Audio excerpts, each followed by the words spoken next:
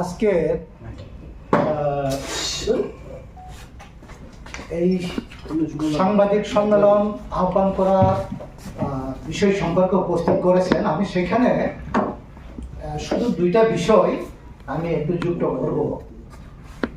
এই সম্মেলনে আমরা আমাদের রাজ্যের মধ্যে এখানে ধর্মের নামে, জাত সম্প্রদায়ের নামে, ভাষার নামে বিভাজন তৈরি এখানে করে রেখেছে। তার বিরুদ্ধে আমরা আমাদের মতাদর্শগত লড়াই সংগ্রামটাকে আরো বেশি জোরদার করার জন্য আমরা এই সম্মেলনে আলোচনা করব।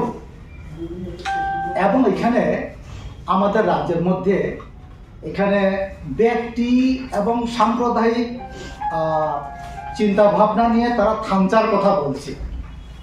আমাদের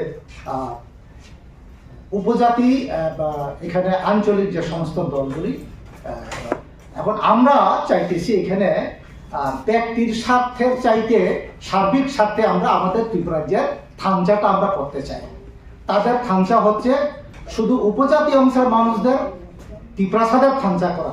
আমরা চাইছি সমস্ত অংশের মানুষদের থামচা করেই আমাদের এখানে রাজ্যের সাংবিধানিক অধিকারগুলি আমরা আদায় করব। আমরা এখানে আমাদের ত্রিপুরা রাজ্যের মধ্যে আমরা দেখছি ক্ষণস্থায়ী এরকম আবেগময় কিছু স্লোগান তুলে উপজাতি অংশের মানুষদের, বিশেষ করে যুব বুদ্ধিজীবী অংশের মানুষদের বিভ্রান্ত করছেন।